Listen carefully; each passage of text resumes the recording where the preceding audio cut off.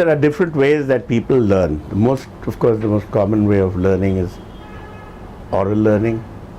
Then you have literacy learning.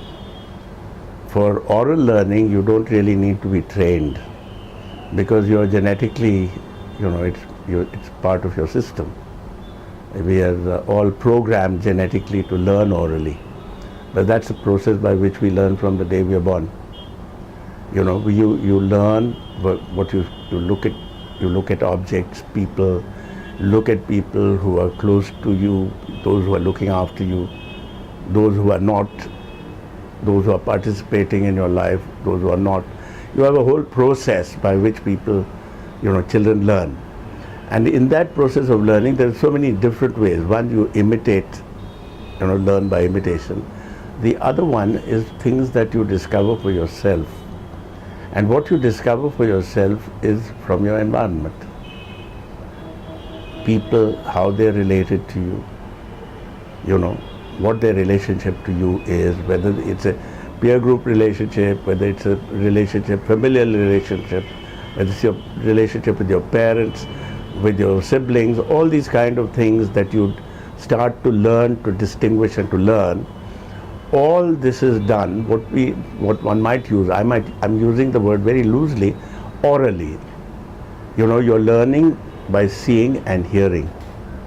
By seeing, hearing, with all your senses. Now, this kind of learning is the most, meaning this is the learning you never forget. You never forget because it's learning from the environment in which you live.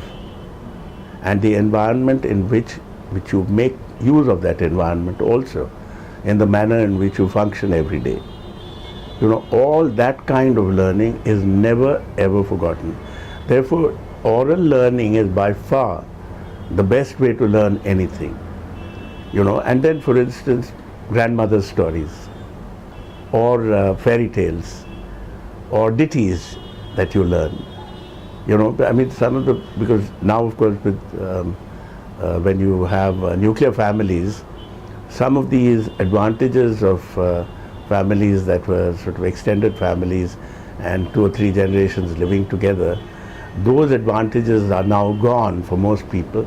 Therefore, their oral learning comes really when they even start school, when they go to nursery schools and so on and so forth, even before they have started to learn through literacy, through the alphabet, and so on and so forth. So basically, what you hear, what you see, these are, through this means that you learn is what we call oral learning. And this is you can look into your own self and your own growing up years, and you will know how you learned so many things even before you went to school.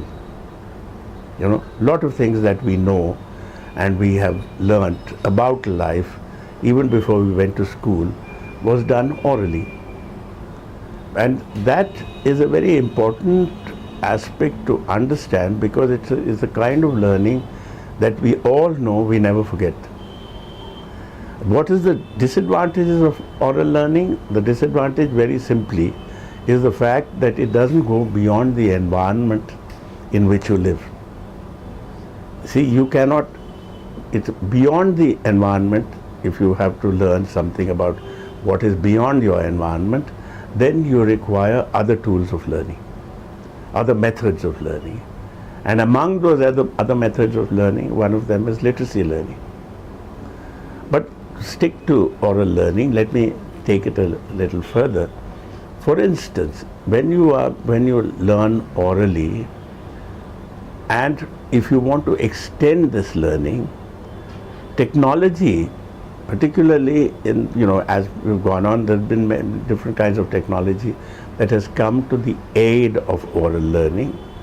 Many kinds. If I generally state, for instance, you have illustrations, stories told with illustrations. In our folk cultures, in most of our folk cultures, we have that.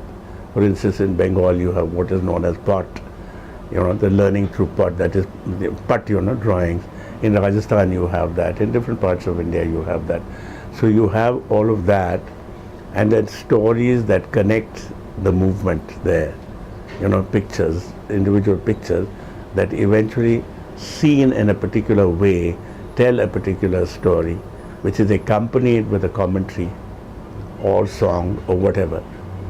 Now, those are also part of oral learning schemes. Then you have kathakars, people who tell stories. For instance, most of our learning about our mythology, origin stories, origin of the species, origin of our cultures, origin of our civilization, all of these things, foundational stories that we have, for instance, like Mahabharata, Ramayana and all of that, much of that comes to us orally. Of course, you can learn all of that again by reading, but the normal transmission of all of this comes to you orally. So a lot comes to us orally.